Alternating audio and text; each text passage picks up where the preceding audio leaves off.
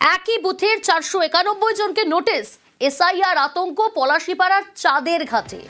2002 নাম থাকা সত্ত্বেও নোটিশ। একই বুথের 491 জনকে নোটিশ। সমীর রুদ্র রয়েছে আমার সঙ্গে। সমীর, একই বুথের 491 জনকে নোটিশ, ভোটাররা কি বলছেন?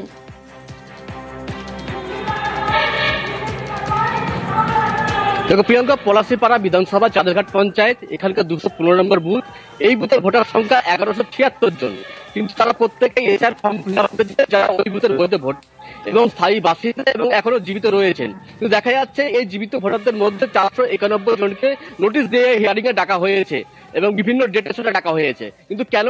তাদের যেটা অভিযোগ যে তারা প্রত্যেকেই ফর্ম ফিল আপ করেছিলেন, বিএলওর কাছে তারা ফর্ম দিয়েছেন এবং তাদের প্রত্যেকেরই ডকুমেন্টস রয়েছে। 2002 সালের ভোটার তালিকাতে তার নাম রয়েছে এবং 1995 সালিকাতেও তাদের নাম ছিল এবং সেই সময় অনেকেই ভোটার হয়েছেন এবং তারা স্থায়ী বাসিন্দা, তাদের ওখানকার জমির কাগজপত্র রয়েছে। এসব থাকা সত্ত্বেও কিন্তু তাদের হিয়ারিং এ ডাকা হয়েছে। এই কারণে তারা আতঙ্কগ্রস্ত। এমনকি ওই পঞ্চায়েতের অন্তর্গত ওই বুথের যে তৃণমূলের পঞ্চায়েত সদস্য, তাকেও কিন্তু হিয়ারিং এ ডাকা হয়েছে এবং এই বিষয়ে তিনি যেটা অভিযোগ করছেন যে ওই বুথটা তৃণমূল জিতেছিল এবং অন্যান্য বুথ বা তৃণমূলের বিজেপি এবং সিপিএম এর দখলে রয়েছে ওই পঞ্চায়েত। সেই কারণে বিজেপি যোগসাজশ করে কিন্তু এই এসআইআর তালিকায় বাদ দেওয়ার জন্যই এই 491 জনকে বাদ দেওয়া হয়েছে বা এসআইআর এর জন্য তাদের নোটিশ করা হয়েছে। যদিও এই বিষয়টি মানতে নারাজ বিএলওর দাবি কোনো টেকনিক্যাল ফল্টের জন্য এটা হয়েছে, ঊর্ধ্বতন কর্তৃপক্ষকে জানানো হয়েছে এবং এর পাশাপাশি বিজেপি নেতৃত্ব কিন্তু বিষয়টিকে অস্বীকার করে গিয়েছেন। প্রিয়াঙ্কা, বেশ। 2002 সালের ভোটার লিস্টে নাম থাকার সত্ত্বেও আমাকে নোটিশ ধরেছে। নোটিশে বলা হয়েছে জানুয়ারি 2 তারিখে আমাকে হাজির হতে টেহট্ট বিডিও। আমরা এখানকার স্থানীয়, আমি ভোট দিচ্ছি 1998 সাল থেকে। আতঙ্কে আছি বিশাল। নোটিশের পরে কি হবে সেটা আমরা এখন চিন্তায় আছি বিশাল। এত কষ্ট করে দিয়ে যদি আমরা না পাই তাহলে দিন আনা দিন খাও, আমরা কোথায় পাবো পয়সা? যে যাবো টেহট্ট, এখান থেকে অত দূর যাবো, তাহলে আমাদের পয়সা লাগবে। সেই পয়সাটা কে দেবে? আমরা যেতে পারবো না, এখানে আসতে হবে। এই যে নোটিশ আসছে, ভয় তো লাগছে। হ্যাঁ, ভয় লাগবে না? কিভাবে দিয়েছে তারা? 2002 সালের নাম আছে আর তারা কি চোখ বুঝে ওই কাজগুলো করেছে?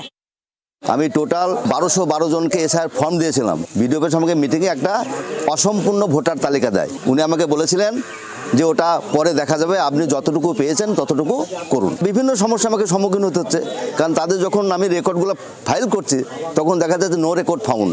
আর আমি এটা ভালোভাবে জানি, আমার বুথে কোনো অবৈধ ভোটার নেই। শুধু নোটিশটা দিলেও হয়, নোটিশের ছবি তুলতে হবে, যাকে দিচ্ছি তার ছবি তুলতে হবে। বিশাল সমস্যা। আমি একার পক্ষে আমার এই বয়সে এই কাজ করা সম্ভব? প্রকৃত দোষ হচ্ছে কমিশনের, তাদের ওয়েবসাইটে গড়মল। বারবার আমি বলা সত্ত্বেও তারা কিন্তু এটা ক্লিয়ার করেনি। আমাকে লাস্টে বলে দিল থার্ড অপশনে গিয়ে সব ক্লিয়ার করে দেন, এদের হিয়ারিং হবে না। কিন্তু এখন আমাকে হিয়ারিং এর নোটিশ ধরাচ্ছে। বিএলও বলছেন কোনো একটা টেকনিক্যাল ফল্ট।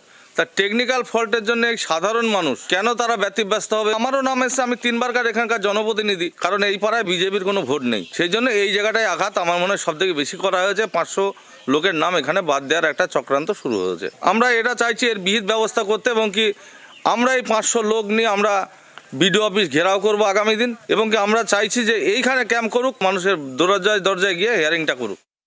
কাজটা হচ্ছে নির্বাচন কমিশনের, এখানে তো বিজেপির কোনো রোল নেই। এটা তৃণমূল কংগ্রেসের ভাবনায় ভুল। তৃণমূল কংগ্রেসকে মনে করিয়ে দিতে চায় যে আমার নামটাও ম্যাপিং এসেছে এবং আমাকেও নির্বাচন কমিশন ডেকেছে। অ্যাডমিট কার্ড এবং ভোট সার্টিফিকেট আমি জমা করেছি। বাংলার মানুষ সিদ্ধান্ত নিয়েছে আগামী নির্বাচন তৃণমূলের বিসর্জন, আর এটাই তৃণমূল কংগ্রেসের ভয়। চক্রান্তের এখানে কিচ্ছু নেই।